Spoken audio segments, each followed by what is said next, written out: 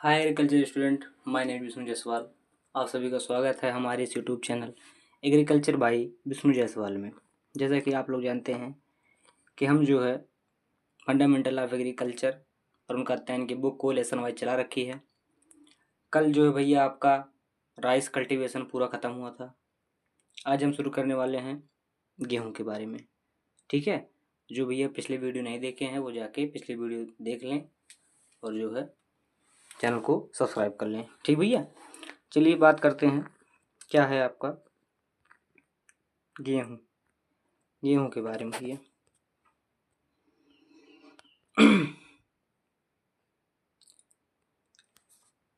कह रहा है ट्रिटिकम स्पीसीज जो है इसका बोटेनिकल नेम होता है एंड इसका क्रोमोसोम नंबर जो है एक का जो है 2n बराबर 24 होता है, जिसमें जो है आपका ट्रिटिकम अगिलोप्लॉइड्स आते हैं और ट्रिटिकम मोनोकोकम आते हैं। और दूसरे में जो है 2n बराबर 28 होता है, उसमें ट्रिटिकम ड्यूरम आता है और ट्रिटिकम डाइकोकम आता है। तीसरा कह रहा है 2n बराबर जो 42 होता है उसमें टेट्रिकम स्पेल्टा, टेट्रिकम मैचा, टेट्रिकम वल्गेयर और टेट्रिकम एस्टिवम आता है, जिसमें 2n बराबर 42 होता है। ठीक है, तो कितनी जो है स्पीसीज हुई? 3 स्पीसीज हुई। टेट्रिकम स्पीसीज की 3 स्पीसीज हुई। 2n बराबर 24 जिसमें टेट्रिकम एग्लियोपाइड्स होता है। दूसरा है टेट्रिकम मोनोकोकम हो गया। 2n बराबर 28 में आपका टेट्रिकम ड्यूरम और टेट्रिकम डाइकोकम आता है। 2n बराबर 42 में आपका टेट्रिकम स्पेल्टा, टेट्रिकम मैचा और टेट्रिकम वल्गेयर और टेट्रिकम एस्टिबम। टेट्रिकम एस्टिबम जो कि भारत में उगाया जाता है, ये किसमें आता है? इसका जो है गुणसूत्र संख्या 2n बराबर 42 होता है। ये क्या है? ये हेक्सागोनल है। ठीक भैया, आगे कह रहा है कि भारत में निम्नलिखित प्रकार के टेट्रिकम प्रजातियां उगाई जाती हैं। भारत में निम्नलिखित प्रकार की गेहूं की प्रजातियां, टेट्रिकम की प्रजातियां उगाई जाती हैं। उनमें से आपका पहला कह रहा है इमर गेहूं, इमर व्हीट, जिसका बोटेनिकल नेम है टेट्रिकम डाइकोकम, जिसको आप क्या कहते हैं? इमर व्हीट कहते हैं। कह रहा है कि यह भारत के दक्षिणी राज्यों जैसे महाराष्ट्र, तमिलनाडु तथा कर्नाटक के कुछ भागों में उगाई जाती है। इससे दक्षिण भारतीय डिश उपमा यानी कि उपमा बनाया जाता है। उपमा का ही आप इसको गलत लिखा है, उपमा बनाया जाता है। दक्षिण राज्यों में इसे रावा या गोधमलू, ठीक है, गेहूं कहा जाता है या सांबा गेहूं कहा जाता है। कहाँ कहाँ? दक्षिण राज्यों में इसे रावा, गोधमलू या फिर सांबा गेहूं कहा जाता है। और जो दक्षिण भारतीय डिश है उससे जो है इसमें उपमा बनाया जाता है। ठीक है, किससे? इमर गेहूं से, जिसका बोटेनिकल नाम ट्रिटिकम डाइकोकम है। ठीक है, आगे कह रहा है आपका है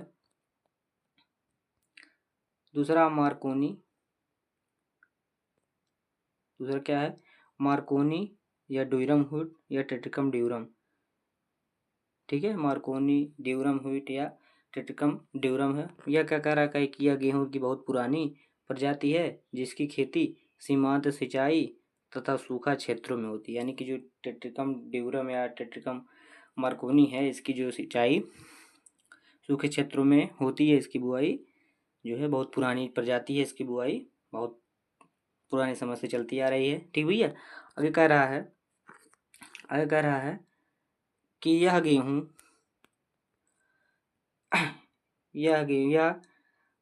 गेहूं उत्तम माना जाता है। किसके लिए? जहाँ पर असिंचित क्षेत्र होते हैं उसके लिए उत्तम माना जाता है।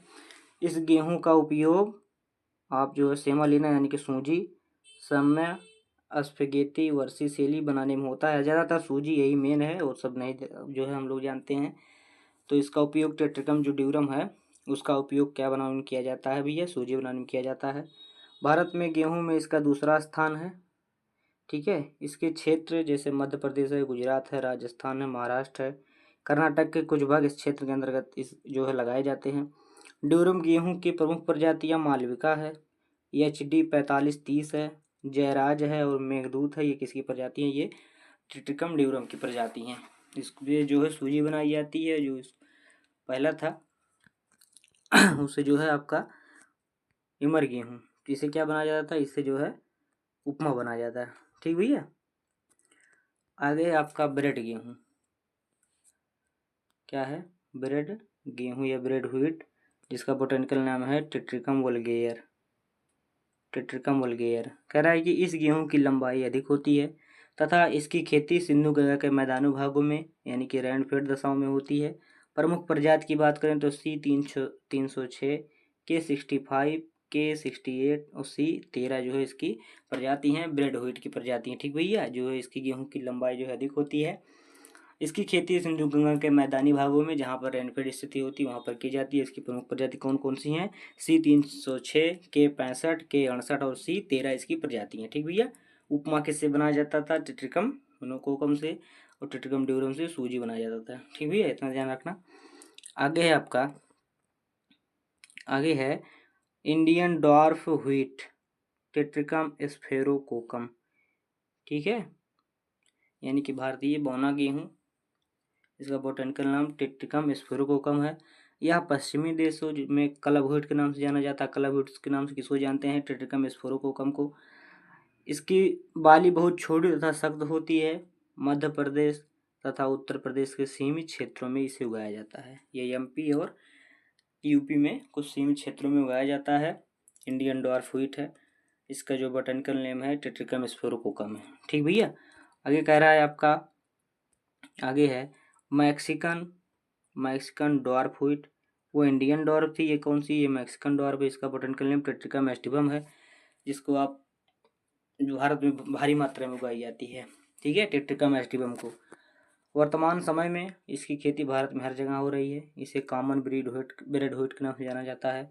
नॉर्मल अर्नेस्ट बोर्नाग द्वारा सिमिट, जो कि मैक्सिको में है, इसे विकसित किया गया था। जो मैक्सिकन डॉर्फ व्हीट है यानी कि मैक्सिकन बौनी गेहूँ टेट्रिकम एस्टिवम जो है, इसको जो है हेक्सागोनल कहते हैं। 2n = 42 होता है और चपाती के लिए भी यह प्रयोग की जाती है। कौन ही, टेट्रिकम एस्टिवम है, जिसे नॉर्मल अर्नेस्ट बोर्नाग द्वारा सिमिट मैक्सिको में इसे विकसित किया गया था। आगे भैया आपका कंप्लीट हुआ ये जो स्पीसीज थी। आगे कह रहा है आपका कि गेहूं के बाली को ईयर या हेड कहा जाता है, लेकिन वनस्पति शास्त्र के अनुसार इसे स्पाइक कहते हैं। क्या कहते हैं, जो हेड होता है उसको स्पाइक या ईयर कहते हैं। बीच का अक्षर रैचिस कहलाता है। स्पाइकलेट पुष्पों से बना होता है, जिसे फ्लोरेट्स कहते हैं। जिसे क्या कहते हैं, फ्लोरेट्स कहते हैं। फूल को लेमा यानी कि आउटर ब्रैकेट में फूल लेमा में बंद होता है, और पेलिया जो कि जिसको आप पेलिया या पेलिया भी कहते हैं, ये जो है इनर ब्रैकेट होता है, तथा आन होता है।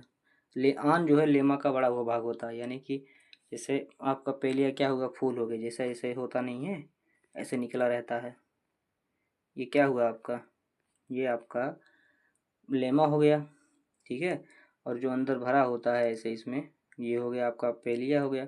इन दोनों को मिलाकर जो दो होती नहीं है ऐसे ऐसे, इसी को जो कहते हैं आप क्या, आन कहते हैं। ठीक है, आन जो है फूला हुआ भाग या बढ़ा हुआ भाग होता है। आगे कह रहा है आपका टेस्ट वेट। तो गेहूं का टेस्ट वेट जो है कितना % होता है, गेहूं का टेस्ट वेट 40 ग्राम होता है, तथा सेलिंग परसेंटेज 60 ग्राम होता है, 60% होता है। ठीक भैया, 60% इसका सेलिंग परसेंटेज होता है। और टेस्ट वेट जो है यानी कि 1000 दानों का वजन 40 ग्राम होता है। वो 100 दानों का वजन जो है 40 ग्राम होता है। ठीक है, टेस्ट वेट हमेशा 100 दानों के में होता है, और जो सीड वेट होता है या सीड इंडेक्स होता है वो 1000 दानों में होता है। इसका जो सीड वेट है वो 40 ग्राम होता है। ठीक भैया। आगे कह रहा है हार्वेस्ट इंडेक्स। इसका हार्वेस्ट इंडेक्स बराबर होता है इकोनॉमिक यील्ड बटे बायोलॉजिकल यील्ड गुणे 100 = 40 से 45%। यानी कि 40 से अगर जो है 1 कुंटल मान लीजिए जो है 40 किलो, 40 से 45 किलो जो है आपका गेहूँ निकलेगा 1 कुंटल में, और उसमें जो है 50 से 55 किलो जो है आपका भूसा निकल जाएगा। हार्वेस्ट इंडेक्स का मतलब होता है इकोनॉमिक यील्ड बटे बायोलॉजिकल यील्ड। इकोनॉमिक यील्ड में आपका वो हो गया क्या, भूसा गेहूँ हो गया। 1 कुंटल में मान लीजिए आपके पास 40 से 45 किलो क्या निकला, गेहूँ निकला, और 55 से 60 किलो भूसा निकलेगा। तो ये क्या है, ये हार्वेस्ट इंडेक्स है। ठीक भैया।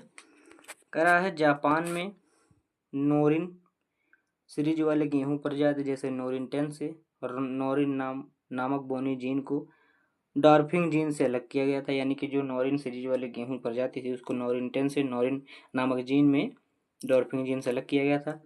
ऐसा प्रथम प्रजाति यानी कि नोरिन 10 जो है, नोरिन 10 नामक छोटे प्रजाति को 1948 में एससी सालामोन, ये सालामोन एक जो है एग्रोनॉमिस्ट थे, इनके द्वारा यूएसए ले गए नोरिन 10 को।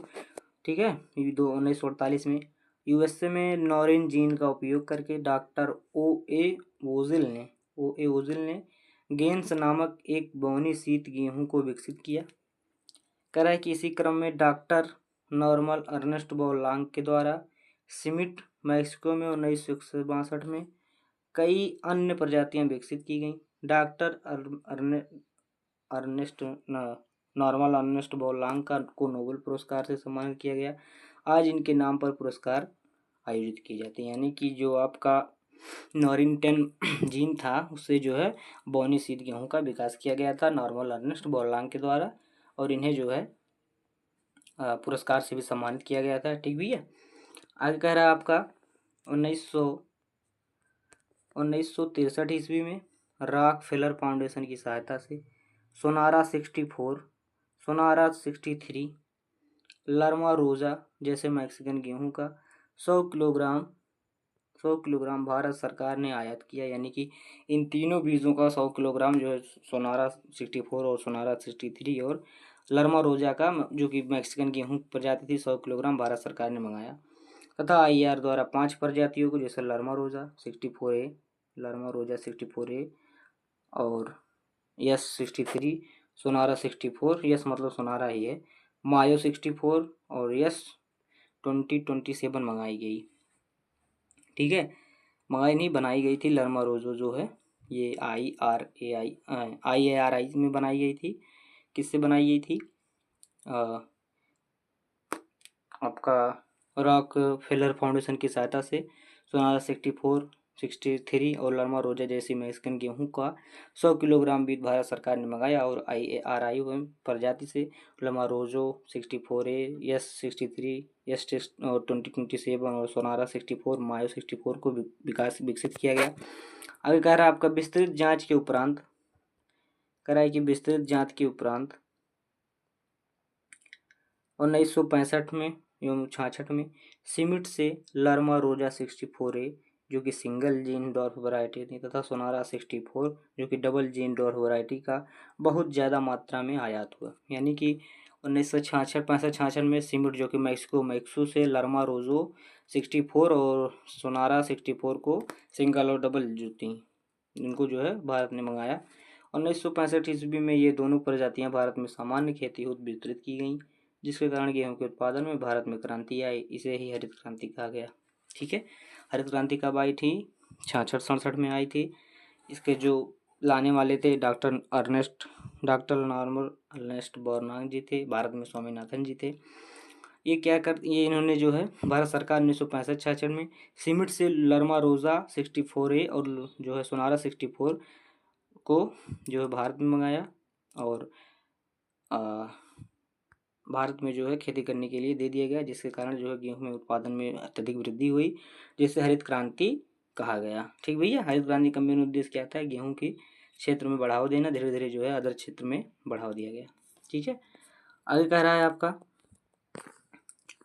बाद में, कह रहा है कि बाद में इन दोनों प्रजातियों की जगह कल्याण सोना तथा सोनालिका ने ले ली। यानी कि जो आपका लर्मा रोजा थी और सोनारा 64 थी, इसकी जो दोनों जगह कौन ले ली? कल्याण सोना और सोनालिका ने ले ली। कुछ समय पश्चात कल्याण सोना सभी राष्ट्र के प्रति संवेदनशील हो गई तथा सोनालिका कर्नल बंटी के प्रति, यानी कि जो है इनमें जो है कर्नल बंटी जो है करनाल बेल्ट के संवेदनशील का मतलब समझते हैं कि इसमें जो है करनाल बंट जो है हावी हो गया, इसकी जो है दूर करने की कोई उपाय नहीं थी, जिसके कारण क्या हुआ 1970 ईस्वी में ट्रिपल जीन डॉर्फ वैरायटी भी सामान्य लोगों को खेती के लिए मुक्त कर दी गई। जिसके बाद 1970 ईस्वी में जो आपके सिंगल जीन डॉर्फ वैरायटी थी और डबल जीन डॉर्फ वैरायटी थी, वो दोनों क्या थी? वो करनाल बंट के प्रति रेजिस्टेंट हो गई। इसके बाद 1970 ईस्वी में ट्रिपल जीन डॉर्फ वैरायटी भी सामान्य लोगों को खेती के लिए मुक्त कर दी गई। ठीक भैया, आगे कह रहा है सोर्सेस ऑफ डॉर्फिंग जीन, यानी कि जो जीन थी उसका सोर्स क्या थी। पहला क्या था, नोरिंटेन जो कि जापान से आई थी। टॉम थम टिबेट थी। ओल्सन डॉर्फ साउथ रोडेशिया से आया था। ठीक है। गेहूं का राष्ट्रीय औसत उत्पादन लगभग 32 क्विंटल प्रति हेक्टेयर है, जो 2017 के अनुसार वर्तमान में भी यह लगभग आपका जो है 36 के करीबन पहुंच चुका है, 36 क्विंटल प्रति हेक्टेयर। ठीक है। आगे कह रहा है single gene dwarf variety Sonalika थी, यूपी 262 थी, WI 711 थी और गिरजा थी, जो है आपकी सिंगल जीन डॉर्फ वैरायटी है। आगे है आपका डबल जीन डॉर्फ वैरायटी कल्याण सोना, अर्जुन, जनक, यूपी 215, SD 2204 और प्रताप जो है आपकी डबल जीन डॉर्फ वैरायटी हैं। आगे है ट्रिपल जीन डॉर्फ वैरायटी, जिसमें हीरा मोती जवाहर ज्योति संगम, ये ट्रिपल जीन डॉर्फ वैरायटी थी जो कि मोस्ट सुटेबल थी। ठीक है, ट्रिपल जीन डॉर्फ वैरायटी थी। ठीक भैया। आगे आपका HD 1941, HD 1977, यूपी 301, यूपी 319 जो है ट्रिपल जीन डॉर्फ वैरायटी थी। ठीक है। आगे कह रहा है, आगे आपका फ्लैरिस माइनर ये क्या है। फ्लैरिस माइनर नामक खरपतवार के नियंत्रण हेतु ट्रिबोनिल या डोजानेक्स या आइसोप्रोट्यूरान का छिड़काव 2 किलोग्राम प्रति एक्टिव इंग्रेडिएंट प्रति हेक्टेयर बुआई के 32 से 35 दिन बाद किया जाता है। यानी कि जो फ्लैरिस माइनर है आपका गेहूं का मिमिक्री खरपतवार है, जिसको आप गेहूं का मामा भी कहते हैं, इसके नियंत्रण के लिए हम लोग आइसोप्रोट्यूरान का 2 किलोग्राम प्रति हेक्टेयर प्रयोग करते हैं। और डोजानेक्स या आइसोप्रोटान जंगली जई यानी कि अवीना फटुआ को भी नियंत्रित करता है। फ्लैरिस माइनर पर अब आइसोप्रोटान का जो है प्रभाव कम पड़ता है। आजकल इसके नियंत्रण के लिए पेंडामेथिलीन का जो है 1 ग्राम प्रति एक्टिव इंग्रेडिएंट प्रति हेक्टेयर 2 से 3 डेट आफ्टर सोइंग प्रयुक्त होता है। कहने का मतलब कह रहा है कि आजकल जो फ्लैरिस माइनर है उसमें जो हम लोग आइसोप्रोटान जो है प्रयोग करते थे, वो जो है अब उतना जो है प्रभावशाली नहीं रह गया। इसके लिए हम लोग पेंडामेथिलीन प्रयोग करते हैं। कितना, 1.0 ग्राम प्रति 1.0 ग्राम एक्टिव इंग्रेडिएंट प्रति हेक्टेयर 2 से 3 दिन बाद डेट आफ्टर सोइंग बाद प्रयोग कर देते हैं। ठीक है, फ्लैरिस माइनर के लिए। आगे कह रहा है कि मैक्सन गेहूं में ग्रेन और एक्स्ट्रा का अनुपात 1:1.5 होता है, यानी कि 1 अनुपात में आपका दाना निकलेगा, 1.5 अनुपात में भूसा निकलेगा। ठीक भैया। आगे आपका पछेती गेहूं की प्रजाति, यानी कि लेट सोइंग वैरायटी में आपका है सोनारा 64, सरबती सोनालिका, सफ़ेद लर्मा, यूपी 301 और एमपी जो NP 830, ये जो क्या है ये सब जो है आपकी लेट वैरायटी हैं, NP 830। ठीक भैया। आगे कह रहा है critical stage for irrigation in wheat, यानी कि सिंचाई के लिए क्रिटिकल स्टेज कितनी होनी चाहिए। तो सिंचाई के लिए आपकी जो है पहली है सिंचाई के लिए क्राउन रूट इनिशिएशन पर, यानी कि शिखर जड़ बनते समय 21 दिन पर करते हैं। दूसरी सिंचाई के लिए CRI एवं बोथ, यानी कि बैट स्टेज 70 से 80 दिन पर करते हैं। ठीक है। तीसरी सिंचाई के लिए आपको CRI boot and milking stage पर करते हैं तीसरी सिंचाई। 4 और अधिक सिंचाई के लिए CRI लेट टेलरिंग और late jointing stage, flowering, milk stage और डॉट स्टेज पर करते हैं। इसमें गेहूं में जो है 6 सिंचाई की जाती है। पहली सिंचाई CRI पे, दूसरी सिंचाई CRI और बैट स्टेज पे, और तीसरी सिंचाई CRI बोट और मिल्क स्टेज पर। चौथी सिंचाई आप जो है करते हैं CRI लेट जॉइंटिंग स्टेज पर, और चौथी जो आप करते हैं फ्लावरिंग पर, पांचवी करते हैं मिल्किंग स्टेज पर, छठवीं करते हैं डॉट स्टेज। ये जो है आपकी सिंचाई थी। ठीक है। बाकी जो उनका टैन बुक है इसमें जो इतना ही दिया है, आपको हम जो है अलग से कुछ प्रोवाइड करेंगे। ठीक है, उसके लिए आप दिक्कत न लीजिए। इसमें जो है अभी बहुत सारी टॉपिक लिखी नहीं गई है, तो आपका यहाँ तक जो है गेहूँ ख़त्म हुआ। आगे की जो है नेक्स्ट क्रॉप जो है हम नेक्स्ट वीडियो में। ठीक भैया, तब तक के लिए आप सभी को धन्यवाद। और हाँ, जो लोग पिछली वीडियो नहीं देखे हैं वो जाकर पिछली वीडियो देख लें और चैनल को सब्सक्राइब करना ना भूलें। ठीक भैया, धन्यवाद।